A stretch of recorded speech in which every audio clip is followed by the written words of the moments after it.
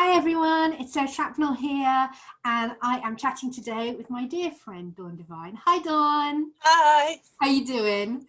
I am doing well. I am got my base layer on for my uniform to go work at the vaccination center here at Levi Stadium in Sunnyvale, California. Oh, excuse me, Santa Clara, California.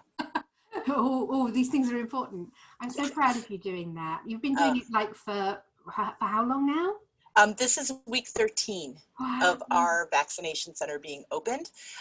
We dropped our age yesterday Right. to 13, and we're currently having a series of evening events where teenagers can come. They can get a bag of 49er goodies. They get a tour of a locker room, which is really code for you're getting your injection in the locker room. So they go into the locker room. The tour is the stanchions, they get their injection, and then they're led to one of the poshest of the posh clubs where they get to be entertained by Sourdough Sam, the mascot. It's a wonderful event Oh for the wow. parents and kids, and we're doing that this week in addition to our daily our daily work. So I'm about to go in and do an 8-hour shift, which includes hanging out with a bunch of rowdy teenagers. You poor thing. It sounds Yeah, terrible. Thank you for it's doing that work. It's really very good. important. And I know that's meant that you've had to sideline a lot of your other projects. So I'm really pleased that you're still keeping the projects with the Beyond Dance Business Academy, Thank because you. I know some other things have had to be sidelined. Oh yeah, I think that like a lot of people who have had their lives thrown into a turmoil, um, one of the things that because my mission is to really, I'm one of those walk your talk. Don't just sit back and whine. Get out and do. So working at the stadium has really given me the opportunity to meet a lot of people, but also to test drive the efficacy of the vaccine. I was injected with Pfizer, Mhm. now going on 4 months ago, and I have been in touch. Our vaccination center has done, as of yesterday, 277,000 people. 277,000 people. 277,000 just in my vaccination center. Right. And I'm working 5 days a week. That means that maybe 150,000 people have walked past me, potentially sick. So I haven't gotten sick. Mhm. And that means that this vaccination is potent. And when I say I haven't gotten sick, I haven't gotten a cold. I haven't gotten the flu. I haven't gotten food poisoning. It's totally different. But it means that my immune system has been turbocharged Mm. by the vaccination, and nobody's gotten sick. None of our staff, none of the nurses, none of the doctors, none of the volunteers, nobody who's there on a daily basis working the event in any capacity has gotten sick. And I think that that is really relieving. It lifts a lot of stress. So I'm very thankful. But yeah, I can't wait to get back to making some suit and taking some pictures and dancing and all those things that we've kind of sidelined. How are you doing? I'm doing fine, thank you. No, I'm doing good. Thank you for hosting me for this workshop on the Beyond Dance Business Academy.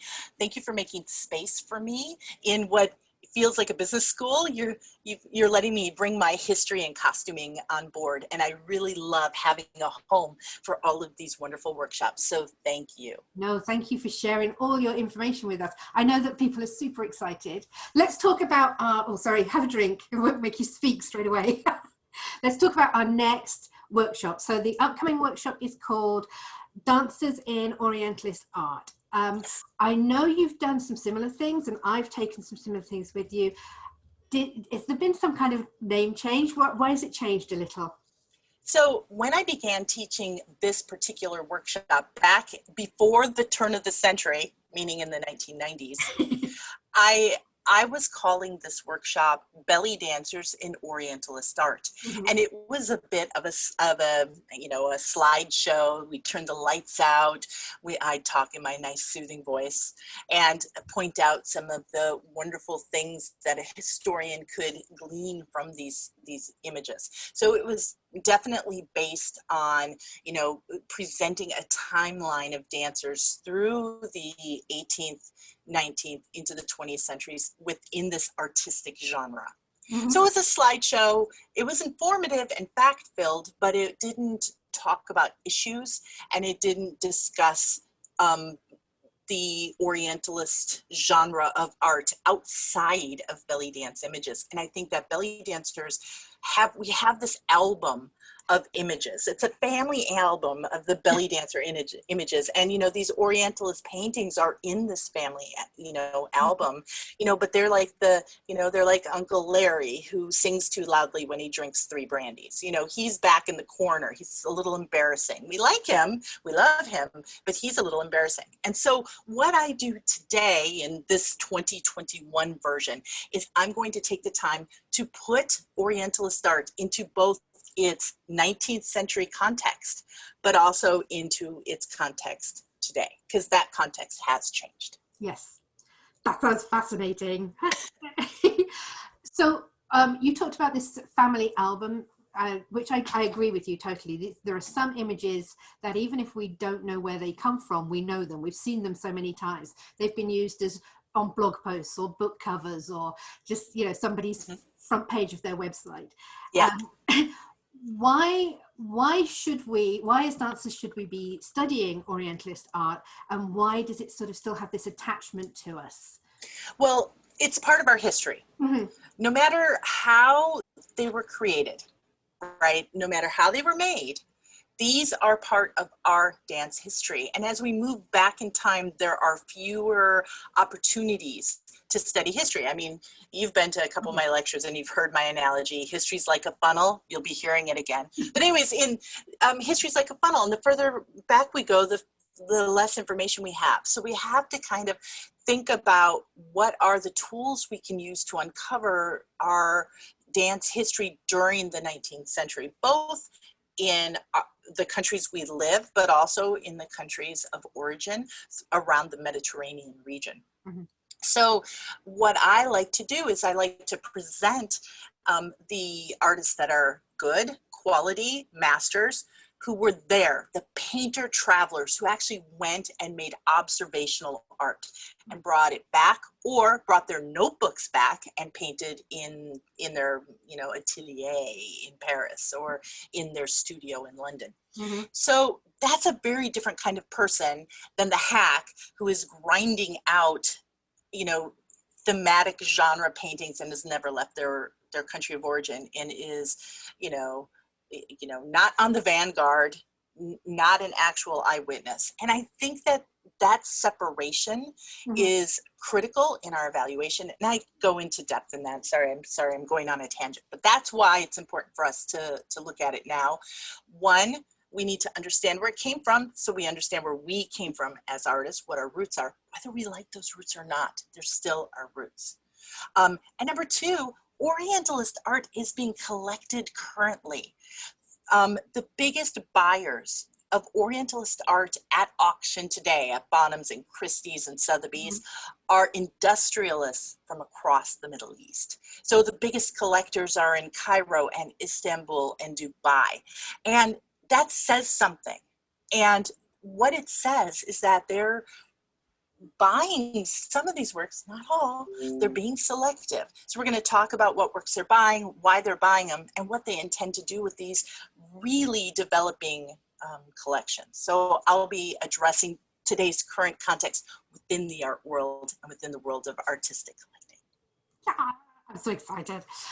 So you're looking at art before the moving image. I really think that there's two parts of our history. There's the history we see once it starts moving, and the history before we could see moving, because after all, we're a movement art. Without the moving, it's difficult to judge the art. So how useful are these paintings when we're looking back at dance history?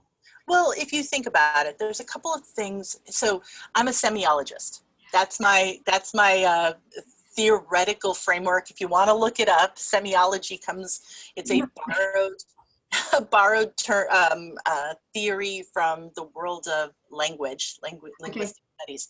But anyways, in semiotics, we look at art works and we read them. We take a moment, we step back and we go, what signs and clues and cultural messages are included within the artwork? Then we go a step deeper and do, then my art history level clicks in with formal analysis. Now, if we're looking at subjects that Orientalist painters are painting, we have to ask ourselves, why did they think this was important to paint? How realistic and authentic is it? This is that wheat versus the chaff, good versus bad. But also, how can we look at these paintings and see the information that we want? So for instance, there's a wonderful painting by Portals that depicts a dancer tying her finger symbols onto her hands. And if we didn't have that Orientalist painting to show us that moment, the question would be, how did dancers put their finger symbols on before the advent of rubber and elastic, the discovery of rubber and, you know, the creation of elastic? Yeah. And so that's a kind of a clue. We see the posture, we see the pose, we see her intention. That's just one painting. And so what I'll do is I'll present a series of paintings where we will talk about historical evidence and information about dancers. We can see their costuming, their clothing. Of course, we have to think about the intention of the painter, and every painter is different. But we can look at her props, her swagger, her posture, the makeup choices, where she's looking in a painting, where she's looking, how she's looking. And then we have to step back as dancers and bring our own personal experience to the viewing of a painting and go, do I relate to that image? Is that a pose I could actually, is that a legitimate pose? Have I moved through space through that position? And if the answer is yes, you begin to feel and see the authenticity. So when we look at a dancer by a hack, we go, wow, she looks to be floating 2 feet above that carpet. And it's like, well, that's right, because she's a cipher. She's not a real dancer. And then we can look at a painting like the painting on the cover of the ad by Jerome, and we could say, wow, she's really grounded. Look at the position of her feet. We move our feet like that today. Right. You know, so that's two approaches there. I assume also, if you're looking wider, if somebody has painted a number of different women in different types of lifestyles, and we just look at the dancer, we just see the dancer. If we see the same pose in 15 of his pictures, that pose isn't about being a dancer, it's about being pleasing to the painter. Yes, yes. And there's also the sense of, when we're looking at artworks, especially by these painter travelers, this sort of elite group of people who went and did their work in space there, they have also chosen to paint things that are very different than the genre paintings, these Orientalist genre paintings that people were buying by the handfuls. You know, everybody wanted something over their sofa or their couch or their divan or whatever they call it. You know, you wanted to have one of these lovely paintings over your sofa if you didn't have a ship painting. Right, you had an Orientalist genre painting. And so, you know, we see women brushing their hair, right? And so, but in belly dance, we often don't see those images because we're so focused on the theme or the subject of dance or musician.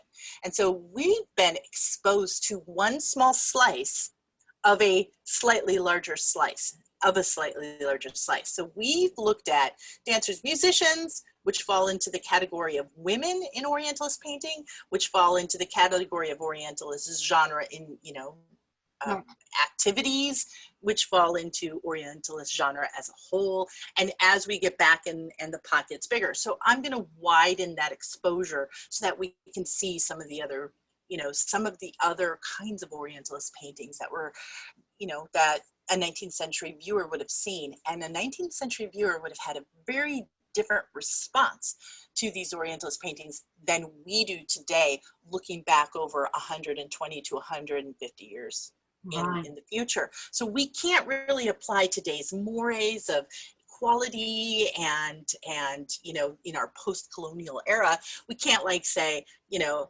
oh, well, that never would have happened. We have to take off those glasses and step back in time and attempt to see what was happening then in order to understand what was happening then, because that's the grounding and the foundation of where we are today. Lovely. I'm so excited. It's a super, super, super nerdy, image-laden discussion. So be prepared. You know, I love your nerdy discussions. I'm totally there for you. So we're going to do this on Sunday, 20th of June, noon our time. which is probably 2 Central, 2 Eastern. Yeah, I would definitely say not sure. as you go back, it's 2 Central, 3 Eastern, and then outside of, it just expands. There are time calculators. I use them because Should be good timing for people in Europe as well, because noon, I want to say, is probably 8, 9 o'clock in the evening. So yeah, should be a good time. you and I both have a lot of UK fans, so we had to move it a little bit earlier. So noon seemed to be a nice compromise between between all our times. And of course, we're going to do our best to record and have the playback. I had some technical difficulties on the last presentation we did, and so I have to reshoot. So part of it is having to be reshoot. So technical difficulties happen. If we have a technical problem, I will reshoot the slide deck and talk it all out and integrate in the questions. So it'll either be a copy replay in perpetuity until the web changes, or it will be a retelling of the talk with the same slide deck and the same notes, and just slightly different. So we're going to have that for everybody. Yay, that's so great of you. Thank you. Yeah, so people can join us on the 20th at noon our time. They can watch the recording. It'll probably take a few days, if not a few weeks to get up, but it'll be there. And if you join before the talk happens, you will get a notification. If you turn on notifications, you will get a notification when the recording goes up as well. Excellent. So do you want to tell about the exciting, if you come to the live talk, do you want to tell them about it? Oh, you can tell them. Yes. I didn't know whether we were telling people yet. Do we want to? We get to choose. Okay. Here. My computer is wiggling. Sorry about that, because my computer was actually sitting on it. So for in-person attendees to my talk on the 20th, we're going to do a giveaway of one of my favorite Orientalist art books. Here it is. It's here. You can see the size comparison with my head. This is a coffee table book by, and I'm looking at it so I get his name right, Gérard Georges Lemaître. And the first copy of this book I purchased in Paris. So I have this in French. I also have an English version, which is like bristling with Post-it notes and filled with notes in the margin. But this copy was my desk copy. So when I was teaching Orientalist art, I had this in my office to show people without giving away all my research notes, right?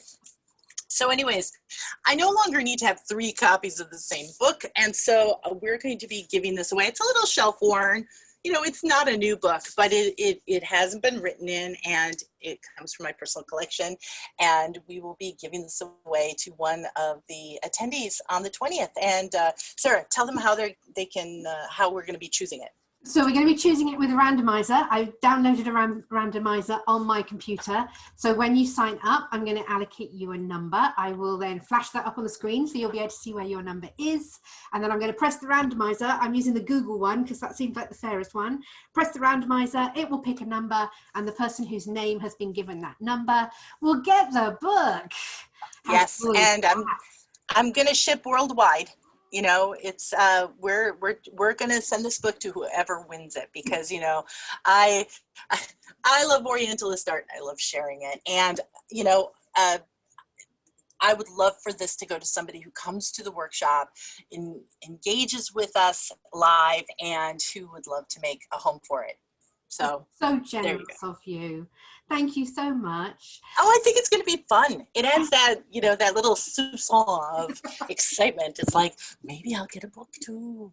And of course, there will be a handout. So I always present a handout with a list of the artists that I've spoken about, a timeline, a select bibliography, so you can go back and read it. This particular handout is going to have a glossary of some of the more, arcane terms that I'm going to use during, art history terms.